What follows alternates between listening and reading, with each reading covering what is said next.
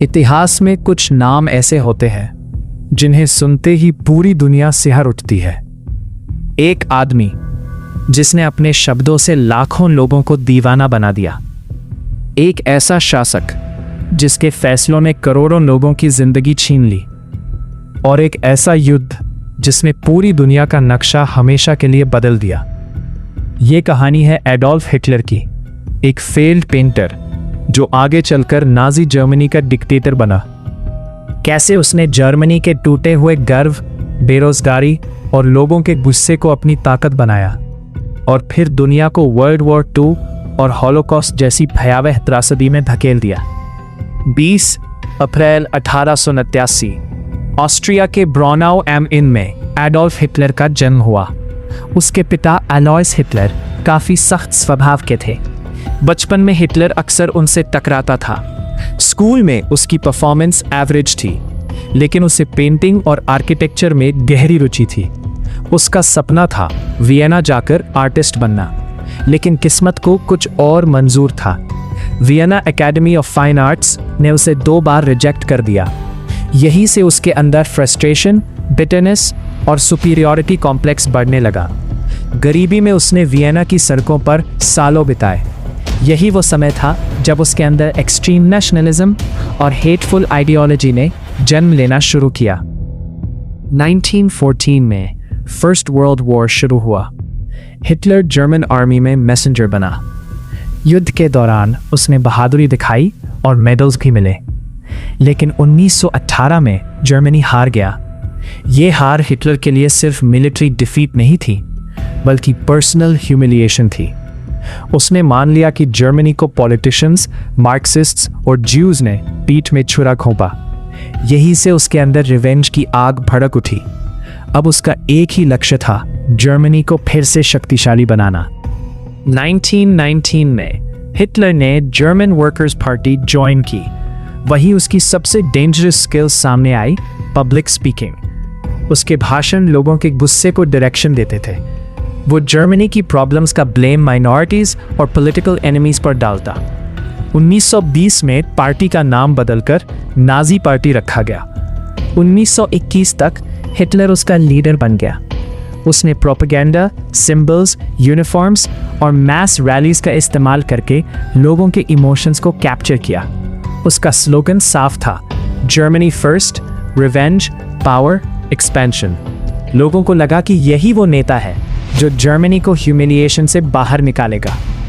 1923 में उसने म्यूनिख में गवर्नमेंट गिराने की कोशिश की। इसे इतिहास में बियर हॉल पुच कहा जाता है, लेकिन कूप फेल हो गया। पुलिस फायरिंग में कई लोग मारे गए और हिटलर गिरफ्तार हो गया। जेल में उसने 9 महीने बिताए। इसी दौरान उसने अपनी आइडियोलॉजी लिखी, माइन काम्फ। इस किताब में उसने Aryan supremacy, territorial expansion, dictatorship, antisemitism, democracy, hatred जैसे डेंजरस आइडियाज रखे। यही आगे चलकर नाजी जर्मनी का ब्लूप्रिंट बना। 1929 की महामंदी जर्मनी को तोड़ दिया। बेरोजगारी, भूख, मुद्रास्फीति, लोग टूट चुके थे। डेमोक्रेसी कमजोर लग रही थी और इसी मोमेंट पर हिटलर ने अपना सबसे बड़ा पॉलिटिकल मूव खेला। उसने प्रॉमिसेस किए, नौकरियां, मजबूत सेना, राष्ट्रीय गौरव। संधि का बदला 1932 तक जर्मनी में नाजी पार्टी की सबसे बड़ी पार्टी बन गई।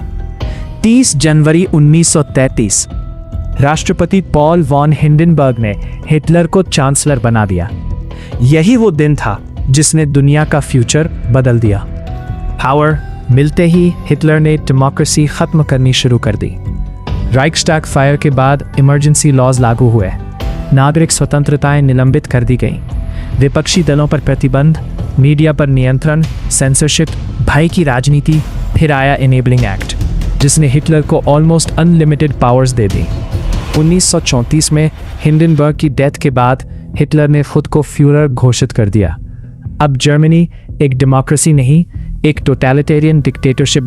जोसेफ गोएबल्स की प्रचार मशीन ने हिटलर की छवि लगभग भगवान जैसी बना दे दी। हर पोस्टर, हर रेडियो भाषण, हर रैली एक ही message, leader is always right. Gestapo और एसएस ने फियर क्रिएट किया। लोग गवर्नमेंट के खिलाफ बोलने से डरते थे। ज्यूज के बिजनेसेस छीने गए, उनके राइट्स खत्म किए गए। फिर 1938 में क्रिस्टालनाख्ट ने टेरर को खुलकर दुनिया के सामने ला दिया।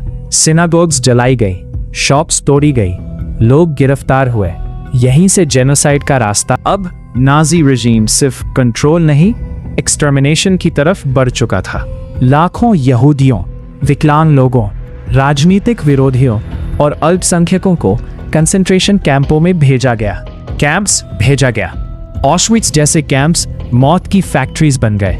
Gas chambers, forced labour, starvation, इतिहास के सबसे हॉरिफाइंग जेनोसाइड्स में 6 मिलियन जूज मारे गए। ये मानव इतिहास का 1 सितंबर 1939 जर्मनी ने पोलैंड पर हमला कर दिया और यहीं से शुरू हुआ सेकेंड वर्ल्ड वॉर। शुरुआती ब्लिट्जक्रीग अटैक्स में जर्मनी ने Poland, France, Belgium, Norway, Netherlands को बहुत तेजी से हरा दिया। पूरा यूरोप कांप उठा। 1941 में हिटलर ने सोवियत यूनियन पर हमला किया, लेकिन स्टालिनग्राड उसकी सबसे बड़ी गलती साबित हुई। यहीं से जर्मनी की हार शुरू हुई। एलाउड फोर्सेस वेस्ट से और सोवियत आर्मी ईस्ट से बढ़ 1945 तक बर्लिन बर्बाद हो चुका था।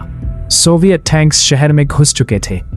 हिटलर अपने अंडरग्राउंड बंकर में छिपा था। 30 अप्रैल 1945 उसने ईवा ब्राउन से शादी की और अगले ही दिन बंकर में सुसाइड कर लिया। कुछ दिनों बाद जर्मनी ने सरेंडर कर दिया।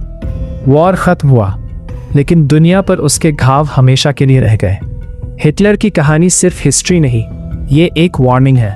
जब प्रोपेगेंडा, ब्लाइंड नेशनलिज्म और हेट्रेड सोसाइटी पर हावी हो जाए तो सिविलाइजेशन भी कोलैप्स हो सकती है। हिस्ट्री हमें यही सिखाती है कि ट्रूथ, डेमोक्रेसी और ह्यूमैनिटी को कभी हल्के में नहीं